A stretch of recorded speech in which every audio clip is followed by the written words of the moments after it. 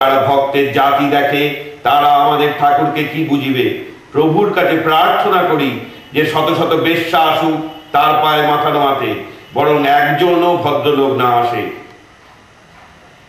বেশ্যা আসুক, মাতাল আসুক, চোর ডাকাত, সকলে আসুক, তার অবাধিত তার।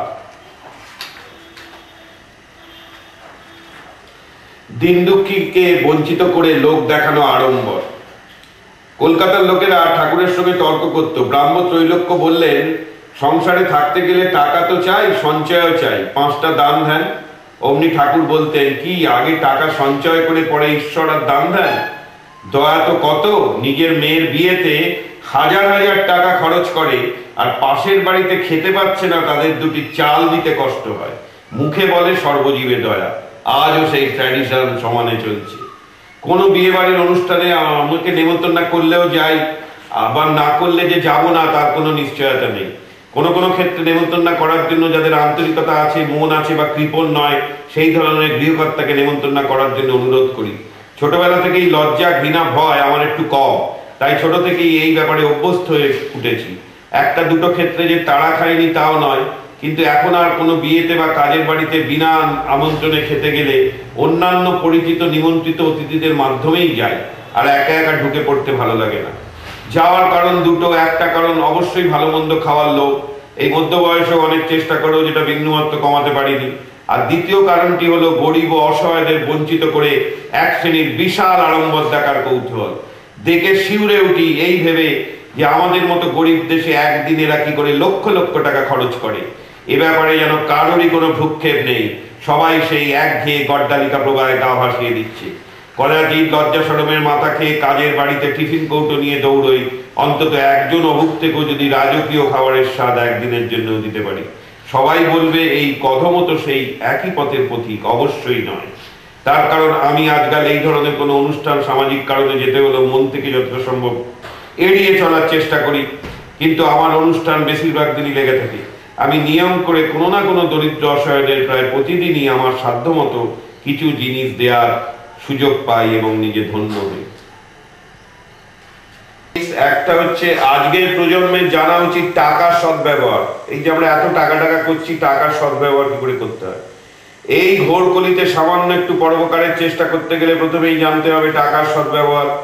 পরিমিতভাবে জীবন উপভোগ করে কি করে টাকার সদ্ব্যবহার করতে হয় সে ব্যাপারেও আমাদের ঠাকুর নির্দেশ দিয়ে গেছেন। ঠাকুর টাকার প্রয়োজনীয়তার কথা অস্বীকার না করেও টাকাকে জড় উপাদান ছাড়া কিছুই ভাবতে পারতেন না, কিন্তু মানুষ কোনোদিন জড় উপাদান দ্বারা তৈরি হতে পারে না, এটা তার মানুষ যে কোনোদিন জড় উপাদান দ্বারা তৈরি হতে পারে সেটা তার কল্পনারও বাইরে ছিল। এ ব্যাপারে যুগপুরুষ স্বামী রঙ্গনাথানন্দজি বলে গেছেন, মানুষকে যে শুধু একটিমাত্র উপাদান অর্থাৎ জড় উপাদানের দ্বারা ব্যাখ্যা করা যায় না, তার জন্য দ্বিতীয় উপাদান অর্থাৎ চৈতন্য যে প্রয়োজন, সেই নতুন সত্যটি যেদিন স্থানবিজ্ঞানীদের কাছে উদ্ভাসিত হবে সেদিন আধুনিক সৃষ্টিতত্ত্বে এই বিপ্লবাত্মক পরিবর্তন প্রচুর আসার সম্ভাবনা আছে, পরিবর্তন আসার প্রচুর সম্ভাবনা আছে। সুতরাং টাকা জড় পদার্থ হলেও চৈতন্যময় মানুষই একে ঠিক মতো ব্যবহার করে এর থেকে পরমার্থের সন্ধান পেতে পারে। আজকাল শোনা যাচ্ছে ভারতবর্ষ আর্থিক দিক থেকে অনেক স্বাবলম্বী হয়েছে, কিন্তু বাস্তব ক্ষেত্রে দেখা যাচ্ছে এক শ্রেণীর সঙ্গে আর এক শ্রেণীর ফারাক ক্রমশ বেড়েই চলেছে।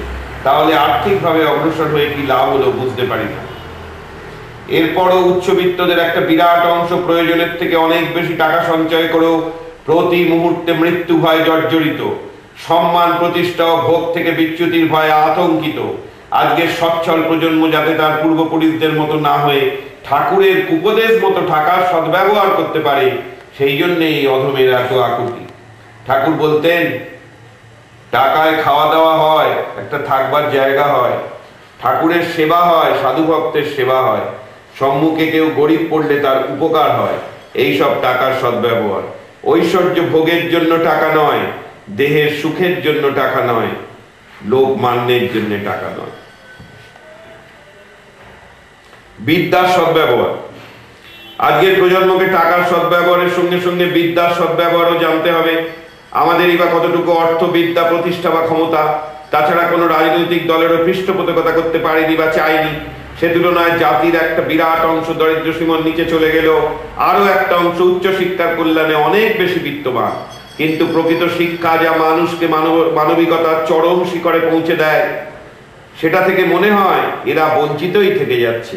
তার কারণ, আর শিক্ষার নামে মাথার ভিতর কিছু তথ্য ঢোকানো হয়, আর সেই তথ্যগুলোকে মেশিনের মতো কাজে লাগিয়ে তার থেকে শুধুমাত্র অর্থ রোজগারের পথ খুলে দেওয়া হয়। অর্থ রোজগারের উপায় হলেও জীবন ও চরিত্র গঠিত হয় না। স্বামীজি বলে গেছেন এই ব্যাপারে, ভারতে বিবেকানন্দ বইতে আমি পেয়েছি, মাথায় কতগুলো তত্ত্ব ঢুকানো হইল, সারা জীবন হজম হইল না, অসঙ্গভাবে সেগুলো মাথায় ঘুরিতে লাগিল, ইয়াকে শিক্ষা বলে না। বিভিন্ন ভাবকে এমন ভাবে নিজের করিয়া লইতে হইবে যাতে আমাদের জীবন গঠিত হয়। যদি তোমরা 5টি ভাব হজম করিয়া জীবন ও চরিত্র ওইভাবে গঠন করিতে পারো, তবে যে ব্যক্তি একটি গ্রন্থাগারের সবগুলি পুস্তক মুখস্থ করিয়াছে তার অপেক্ষা তোমার অধিক শিক্ষা হইয়াছে বলিতে হইবে। এত কিছুর পরেও আজকের প্রজন্ম মনে করতে পারে অনেক কষ্ট করে অর্থ খরচ করে শুধুমাত্র মাথায় কিছুটা তত্ত্ব ঢুকিয়ে জীবনে প্রতিষ্ঠিত হয়ে কেনই বা অন্যের জন্য ত্যাগ করতে যাব, কেনই বা উদ্দাম আনন্দ ফুর্তি থেকে একটু সময় বাঁচিয়ে নির্জনে যাব আর আকুল ভাবে তার কৃপা প্রার্থনা করব। এর উত্তর হলো চালের আড়তে ইঁদুর। চালের আড়তে ইঁদুর।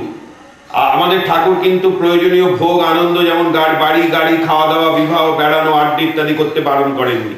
তিনি জানতেন এই ঘোর কলিতে সবাইকে একটু ছাড় না দিলে নিজের মন বিদ্রোহী হয়ে উঠতে পারে। আর একটা কারণ হলো ভোগের তৃপ্তি না হলে জগতের মাকে মনে পড়ে না। তিনি বলতেন ভোগান্ত না হলে ব্যাকুলতা হয় না, কামিনী কাঞ্চনের ভোগ যেটুকু আছে সেটুকু তৃপ্তি না হলে জগতের মাকে মনে পড়ে না। ছেলে যখন খেলায় মত্ত তখন মাকে চায় না, খেলা সাঙ্গ হয়ে গেলে বলে মা যাও। হৃদের ছেলে পায়রা লয়ে খেলা করছিল, পায়রাকে ডাকছে আয় তিতি করে, পায়রা লয়ে খেলা তৃপ্তি যাই হলো, অমনি কাঁদতে আরম্ভ করলে তখন একজন অচেনা লোক এসে বললে আমি তোর মায়ের কাছে লয়ে যাচ্ছি আয়, সে তারই কাঁধে চড়ে অনায়াসে গেল। তাছাড়া যেভাবে এই ক্ষয়িষ্ণু সমাজ এগিয়ে চলেছে, তার বস না হয়ে হঠাৎ করে তার বিরুদ্ধে গেলে একটা দোটানা ভাব ও অবসাদ আসতেই পারে। ঠাকুরও তাই জগতের সবকিছু মিথ্যা একেবারেও বলেননি। তিনি শুধু পরিমিত ভোগকে অনুমোদন করে আরো বৃহত্তর আনন্দের সন্ধান দিতে চেয়েছেন। আর এই আনন্দের দাস হয়ে থাকতে হবে। আর এই অর্থ ক্ষমতা আর এই আনন্দের দাস হয়ে থাকতে হবে। আর এই আনন্দের সন্ধান না করলে শুধুমাত্র সংসারের দাস, ক্ষমতার দাস, টাকার দাস, প্রতিষ্ঠার দাস হয়ে থাকতে হবে। আর এই অর্থ, ক্ষমতা, প্রতিষ্ঠা এত ক্ষণস্থায়ী, এগুলো যখন থাকবে না তখন আমরা কি নিয়ে থাকবো? শুধুমাত্র ঈশ্বরকে কিছুটা জেনে কর্মজীবন শুরু করলেই আস্তে আস্তে সব সমস্যার সমাধান হয়ে যাবে। টাকারও সদ্ব্যবহার হবে, আবার বিদ্যারও প্রকৃত সদ্ব্যবহার হবে। তা না হলে ঠাকুরের গল্পে সেই চালের আড়তের বড় বড় ইঁদুরের মতোই থাকতে হবে। ঠাকুর বলতেন চালের আড়তের ইঁদুরে, চালের আড়তে বড় বড় ঠেকের ভিতর চাল থাকে, পাছে ইঁদুরগুলো ওই চালের সন্ধান পায়, তাই দোকানদার একটা কুলোতে খই মুরকি রেখে দেয়। ওই খই মুরকি বৃষ্টি লাগে, তাতে ইঁদুরগুলো সমস্ত রাত কর্মর কর্মর করে খায়, চালের সন্ধান আর করে না। কিন্তু দেখো, এক সের চালে 14 গুণ খই হয়। কামিনী কাঞ্চনের আনন্দ অপেক্ষা ঈশ্বরের আনন্দ কত বেশি। তার রূপ চিন্তা করলে রম্ভা তিলোত্তমার রূপ চিতার ভস্য বলে বোধ হয়। নেক্সট, রমণের আনন্দ। আর রম্ভা তিলোত্তমার কথা যখন বলা হলো, তখন সর্বযুগের সর্বকালের অন্যতম আকর্ষণ রমণ, যার প্রেরণায় পৃথিবীর এক বৃহৎ সংখ্যক মানুষ জীবন ধারণ করে, বা যার মাধ্যমে আমাদের সভ্যতা এগিয়ে চলার পথ খুঁজে পায়। ঠাকুর তার কথামৃত জীবন দিয়ে সেই ব্যাপারেও প্রমাণ করেছেন ঈশ্বরকে ভালোবাসা বা দর্শনের আনন্দ রমণের আনন্দ থেকেও কোটি গুণ বেশি। ঠাকুর বলতেন কামিনী কাঞ্চনে মন থাকলে হয় না, কামিনীর সঙ্গে রমণ, তাতে কি সুখ। ঈশ্বর দর্শন হলে রমণ সুখের কোটি গুণ আনন্দ হয়। গৌরী বলতো মহা ভাব হলে শরীরের সব ছিদ্র লোমকূপ পর্যন্ত মহাজনী হয়ে যায়, এক একটি ছিদ্রে আত্মার সহিত রমণ সুখ বোধ হয়। এই যে রমণ নিয়ে এত মাতামাতি, সেটার থেকেও যে কোটি গুণ আনন্দ আছে। আমরা আশা করতে পারি সেটা নিশ্চয়ই আজকের প্রজন্মের একজনও অনুধাবন করতে পারবে। দরকার শুধুমাত্র একটু বিশ্বাস করতে হয় কলির ভগবান শ্রী শ্রী রামকৃষ্ণের মুখ নিঃসৃত কথা কোনদিন মিথ্যা হতে পারে না। আর তাহলেই কেল্লা ফতে। এত কিছুর পরেও আবার সবার কথা ভেবে তিনি কিন্তু রমণকে একেবারে অস্বীকার করেননি। তিনি বলতেন, তবে জ্ঞানীর পক্ষে সদারায় কখনো কখনো গমন দোষের নয়, যেমন মলমূত্র ত্যাগ তেমনি রেতর ত্যাগ, পায়খানা আর মনে নেই। আদা ছানার মন্ডা কখনো বা খেলে মহিমার হাস্য সংসারীর পক্ষে তত দোষের নয়। তবে এই যে সংসারীদের সদারায় গমন একটু আধটু অনুমোদন করলে সেটা কিন্তু ছেলে হওয়া পর্যন্ত। তার মানে তার নিজেরই সৃষ্টির ব্যাঘাত যাতে না হয় সেই দিকেও তার প্রখর দৃষ্টি।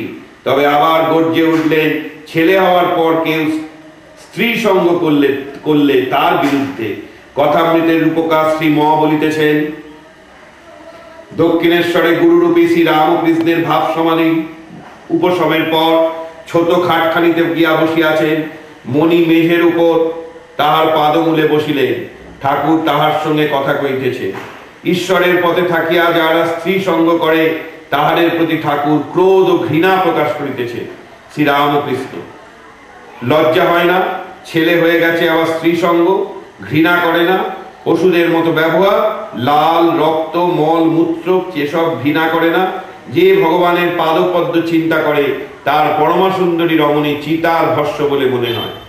যে শরীর থাকবে না, যার ভিতর কৃমি ক্লেদ ক্লেশা যত প্রকার অপবিত্র জিনিস, সেই শরীর নিয়ে আনন্দ লজ্জা হয় না? স্বামীজির শেষ প্রার্থনা, আজ এই মোহময় পার্থিব জগতের হাত থেকে রক্ষা পাওয়ার ইচ্ছা কিভাবে জাগিয়ে তুলতে হবে, এক কথায় তার সর্বোত্তম উপায় বলে গেছেন স্বামীজি।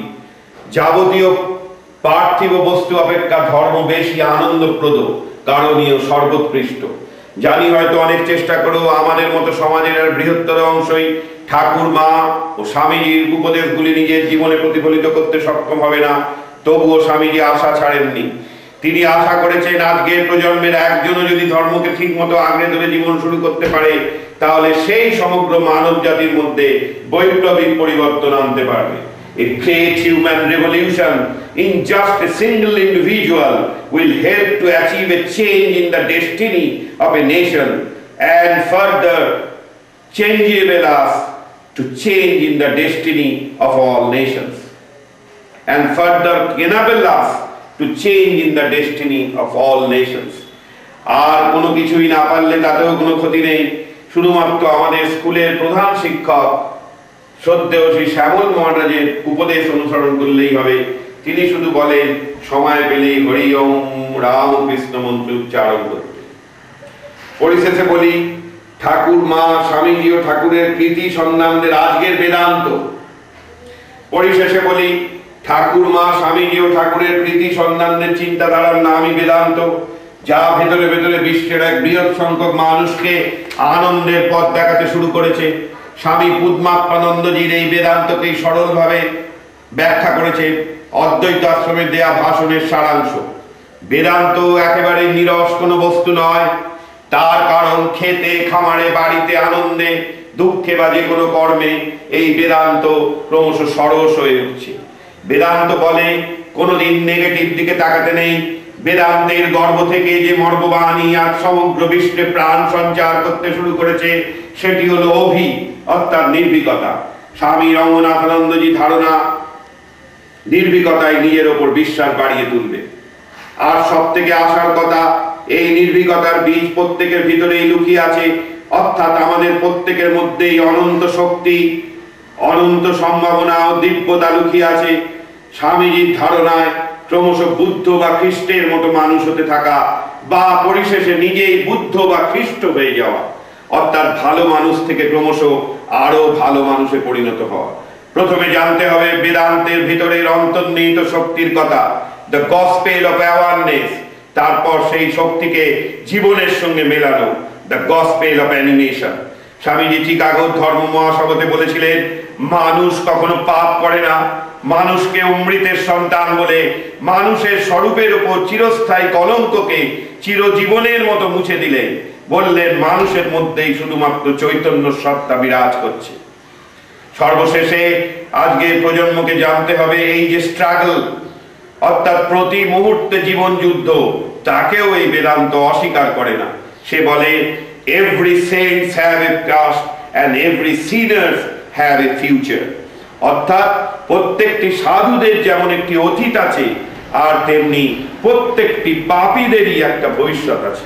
ঠাকুর মার ইচ্ছা এই বেদান্ত যেটা এতদিন হিমালয়ের গুহার মধ্যে আটকে ছিল, স্বামীজি তাকে আমাদের মতো মানুষদের ঘরে ঘরে পৌঁছে দিলেন। প্রত্যেকের ভিতরেই লুকিয়ে থাকা সাম্যবাদ, কাজের প্রেরণা, ঠাকুরের নামে রুচি এবং সর্বোপরি জীবে দয়াকে সমস্ত শক্তি দিয়ে বহির্বিশ্বে নিয়ে এলেন। তিনি বললেন, বহুরূপে সম্মুখে তোমার ছাড়ি কোথা খুঁজিছ ঈশ্বর, জীবে প্রেম করে যেই জন সেই জন সেবিছে ঈশ্বর। জননীং শারদাং দেবীং রামকৃষ্ণং জগদ্গুরুং পাদপদ্মে তয় শ্রদ্ধা প্রণমামি মুমুর্মুঃ।